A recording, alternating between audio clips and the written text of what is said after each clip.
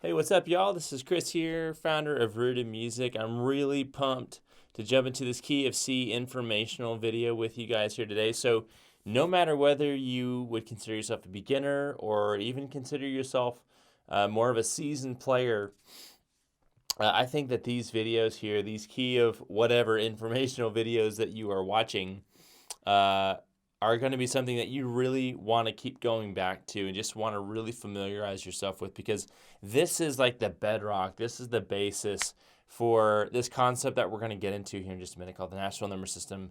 And it's the bedrock for really learning any worship song tutorial in this course and really in any song in general. You got to know this information about every major key in music. And this has the power to transform you from a player that can play in a few keys pretty well, but not really like understand the whole context of everything, and take you from a player like that to a player that can really play in any key, transpose on a dime, and really just understand theory in a whole new way. So I love sharing this information with people. I've been teaching this to students just like yourself, whether young or old or beginner or even advanced, they would consider themselves. I've been teaching this to people just like yourself for many years, and it's so awesome to see just the light bulb click. So I hope that happens for you here today. We're going to make this really easy, I promise. We're going to break it down into very easy to understand concepts.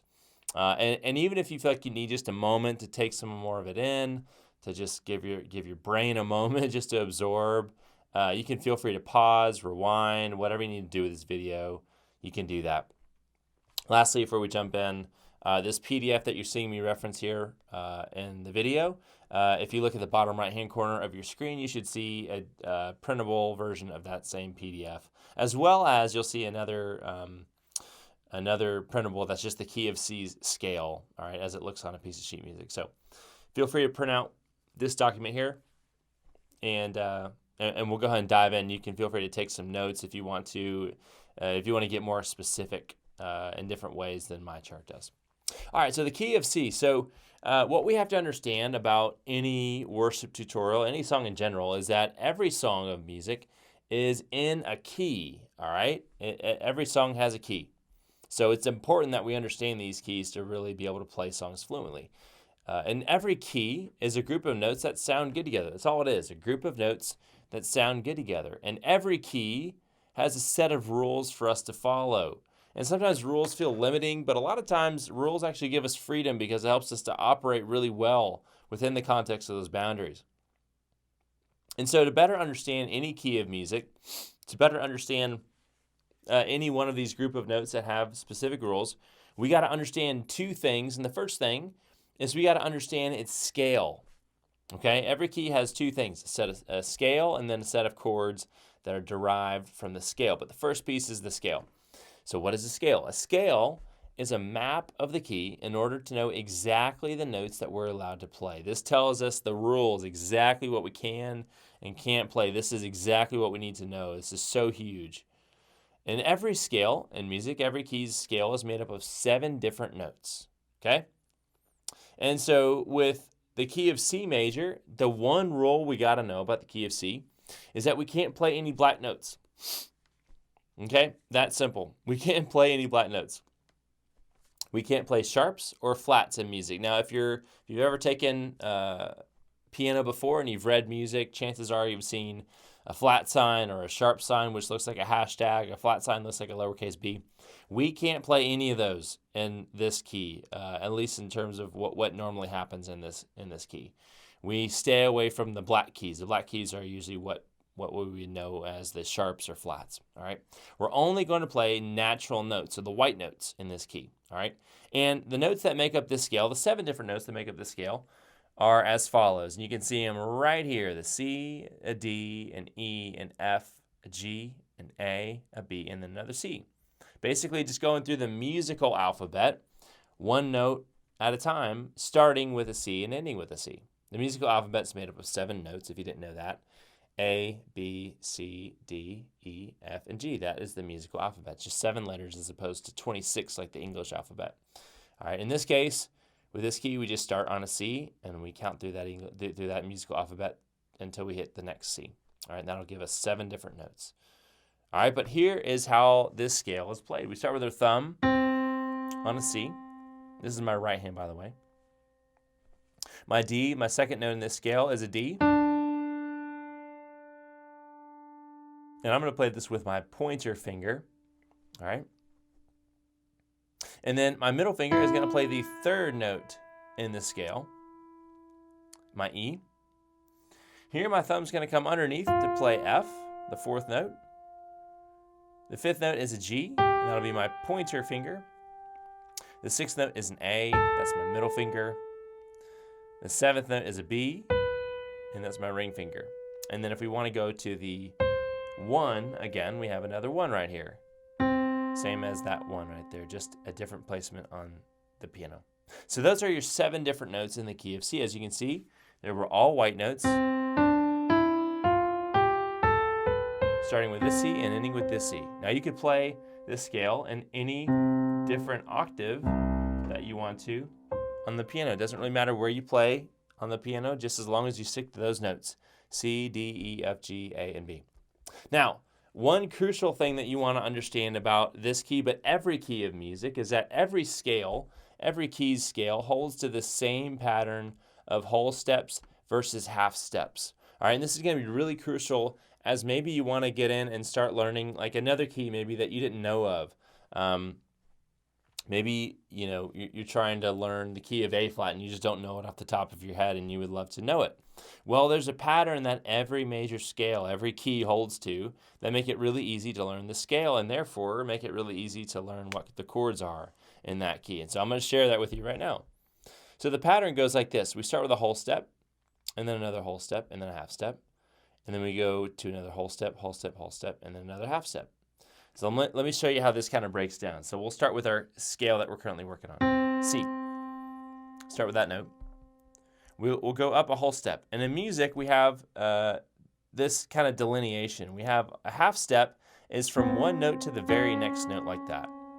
Or from here to here. Anytime there's just no space in between a note, that's a half step. And then a whole step is comprised of 2 half steps. So here's one half step. Here's another half step. So that would be a whole step. Okay? All right. So we start with our C. We'll go up a whole step, as it says right here, to D. We'll go up another whole step to E. We'll go up a half step, which would bring us to F. Go up another whole step to G. Another whole step to A. Another whole step to B. And then another half step to C. And that is how we get our major scale in the key of C. And every major scale is derived from that same pattern. So again, let's take a key like A flat, for instance. Let's try and figure out the A flat major scale based on this pattern right here. A flat. Go up a whole step, we would get B flat. Go up another whole step, we get C. Go up a half step, we get D flat. Another whole step, we get E flat. Another whole step, we get F. One more whole step, we get G. And then a half step, we get A flat. So right there, you just learned your A flat major scale because you just knew this pattern. Really simple, right? This pattern applies to every key of music. And this is one of the reasons why I love sharing this information, is because everything that I'm teaching you right now goes way beyond just the key of C and beyond any tutorial in the key of C. This is pertinent to every single key of music that you ever learn, and then appropriately then to every other tutorial that you ever go through. So this is such big picture information right here. So crucial, so key. I love that you guys are with me on this. And so right now, what we can kind of do is just isolate the scale for a second, and I can kind of show you bits and pieces of what's called this Nashville number system, even just through the scale. So if I was to say, guys, play the first note in the C scale, well, you would obviously play this one right here, the C, right? That would be your 1. If I said, guys, play your 4 in C, you'd go 1, 2, 3, 4. 1, 2, 3, 4. There's my F. F is my 4, right? If I were to say, guys, play your 6, well, you just count up to 6. 1, 2, 3, 4, 5, 6. A is my 6. Okay, right? And that is kind of the very beginnings, the basic, the foundation of what's called the Nashville number system. We attribute a number to a specific note or chord based on its placement in the key. All right? Okay, so we're going to dive in more. Next are the chords. This is really the meat of this stuff. In order for us to understand the chords, we got to know the scale. So we got that. Now, with our chords, just like there are 7 different notes in every key, like we saw up here, there are also 7 different chords that we can play in each key, okay? These chords are called triads, meaning that we're playing 3 notes at the same time, okay? And this is where we're going to be learning and putting into practice this concept called the Nashville number system, which, like I said just a minute ago, is just a pattern of identifying chords by their number or their placement as it relates to a key's scale. So, just like we had 7 notes, we're going to have 7 different chords in this key. All right, so let's start with our 1 chord, okay? With our 1 chord, we're going to start our triad with the first note in the C scale. That makes sense, right? Our 1 chord will start with the first note in the C scale, which would be a C. And with every triad, like we talked about down here, we're building on what's called a root, a third, and a fifth. Every triad is built that way, off of a root, a third, and a fifth. Those 3 notes played at the same time. That would be our 1 chord, the triad for our 1 chord. Okay, and as you can see, that's a C, an E, and a G. Okay, that's your 1 chord. That's simple. If I was to say, hey guys, play your 2 chord. Well, you go up to the second note in the C scale, a D. Again, we'll take our root note, and then our third note, our third, and then our fifth from D. And that's your 2 chord, D, F, A. We build our root, third, and fifth triads based on the second scale degree of the C scale. 3 chord works the same way. Start with our E, because that's the 3rd scale degree. Build root, and third, and fifth. And that is our 3 chord. 4 chord starts with the 4th note of the scale, F. That's our root. A is our 3rd, and C is our 5th. There's our 4 chord right there.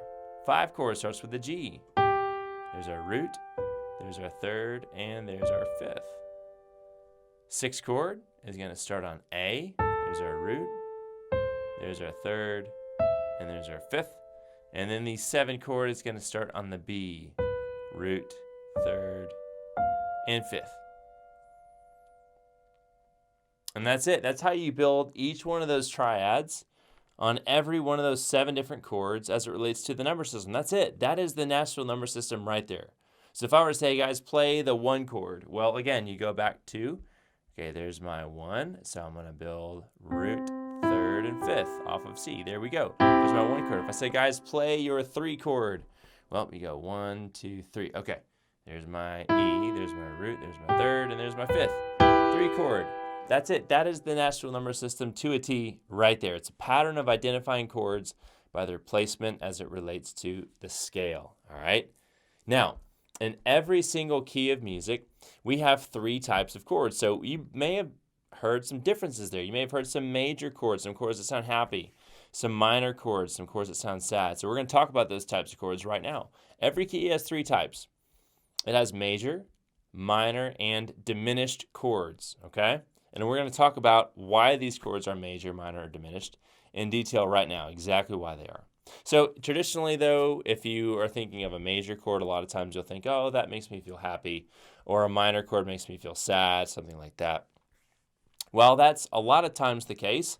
Everybody feels a little bit differently about the way chords make them feel, right? That's a little bit subjective, so we don't want to leave it up to that. We want to know exactly why these chords are major or minor and what makes them sometimes feel like they sound happy or sad. Okay? So our major chords, we always have 3 major chords in every key. I'm going to start with part B first. These are always going to be the 1 chord, the 4 chord, and the 5. So let's go back to the 1, the 4, and the 5. So the 1 chord starts on the first note of the C scale, the C. There's our root, 3rd, and 5th. That's our 1 chord. And then our 4 chord starts on the F, the 4 of the C scale. There's our root, 3rd, and 5th. There's our 4. And then we just move 1 note higher to get to our 5. Root, 3rd, and 5th. So here's our 1 chord, our 4 chord, and our 5 chord. And I would imagine that all of you would probably say, yeah, those chords feel very happy, right? Not really a sad note in that bunch. Whereas our minor chords are always the 2 chord, which would start on the 2nd scale degree, the D, play root, third, and fifth. There's our 2. And then our 3, and then our 6. So here is our 3 chords starting on the 3rd note of the C scale. 3rd and 5th. And then our 6 starting on the A. Root, 3rd, and 5th. So there's our 2, and there's our 3, and there's our 6. And I would bet most of you guys would say, yeah, that feels pretty sad. Each one of those chords make me feel a little bit more sad as opposed to these happier chords right here. Okay, so why is that the case? Well, with every major chord, a chord is only major if they have 4 half steps between the root and the 3rd. So with our 1 chord, we're going to take off our 5th because we're only talking about our root and our 3rd. All right, there's our root.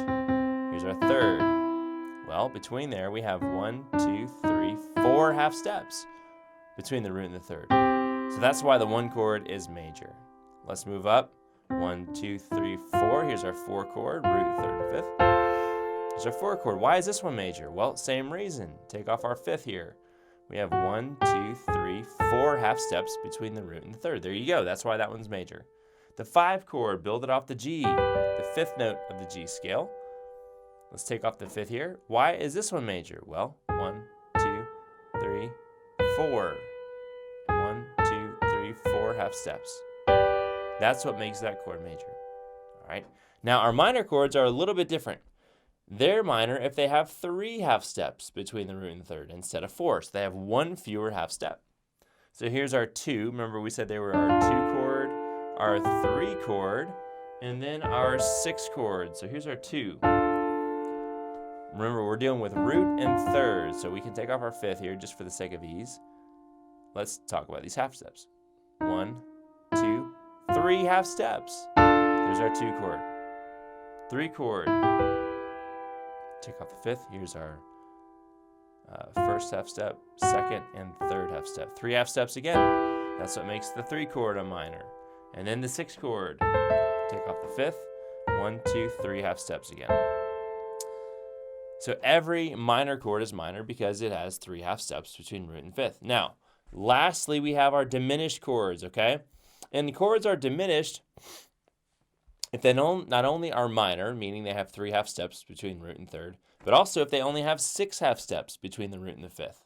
These are always going to be the 7 chord in every key. So our 7 chord in this key would be this guy right here. All right, so not only are these diminished chords, they have a minor 3rd interval, 1, 2, 3 half steps between root and 3rd. So it's a minor 3rd interval up top here.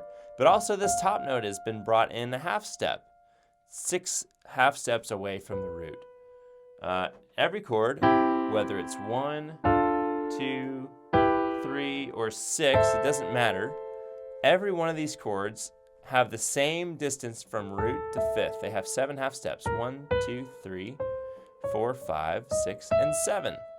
That's what makes one of these major or minor chords. But a diminished chord, like this 7 right here, has 6 half steps from first to final note. 1, 2, 3, 4, 5, 6. 1 too few. And that's what makes that chord a diminished chord, because we not only have the minor 3rd interval right here, but also because our 5th is 6 half steps away from this root note right here. All right, so those are your major, your minor, and your diminished. And so from there, the last piece we want to know is what do we call these chords by? Like, okay, if I'm in a situation where I want to call this chord by its letter, what do I call it? And that's a great question. We want to know, basically, we want you guys to know chords by their number and by their letter, so you're a dual threat. You have so much knowledge, so much information, and you know exactly what you need to do. And you can communicate well with anybody then in that sense. So every chord has 2 names. Its first name is the root note that is present there. And the last name is either major, minor, or diminished. So let's take it one by one here with this 1 chord. We're going to start, again, just to recap. This is probably making so much sense you probably don't need it, but just want to be clear here. If we started with our 1 chord, well, we start with our first note and then play the 3rd and the 5th. So there's our 1 chord. We're going to call that chord a C major because our root note is a C, and the 1 chord is always major, as you can see here, right? Okay, 2 chord. All we got to do to get from our 1 to our 2 is just move 1 note higher. Remember, we're starting from the second scale degree, D, F, and then A. And so this chord's name is D minor because our root note is a D. The 2 chord is a minor chord. Okay? 3 chord starts on the E, root, 3rd, and 5th. Okay? And so this chord, its name is E, because E is the root note, and minor because the 3 is always minor, E minor. Then our 4 chord, again, starts with the F right here, the 4th note in the scale, root, 3rd, and 5th. Okay? Its name is F major because our root note is an F, and the 4 chord is major. 5 chord starts on the G, root, 3rd, and 5th. This is called a G major. Here's our root note, G, and the 5 chord is always major. And then our 6 chord is going to start on the A right here. There's our root, 3rd, and 5th. Okay? 6 chord, and that's called an A minor. A, that's our root note. 6 chord is minor. And then our 7 is called B diminished. B is our root note, and the chord is called a diminished chord. So those are all your chords available to us in the key of C right there. Familiarize yourself with this as much as you can, and then we want you guys to apply this information as you get going in all of our worship song tutorials here in our Unlimited Worship Piano Tutorials course. So if you have any questions at all, please feel free to reach out. Again, don't feel like you have to blow through this video in one sitting. Feel free to print out the attached PDFs and just really take some time to take notes and really just soak all this stuff in. This is the bedrock, the foundation to really understanding piano really well and playing really fluently on piano. So take your time with this. Don't feel like you have to rush. And as always, let us know if you have any questions at all. Thanks so much for watching, y'all.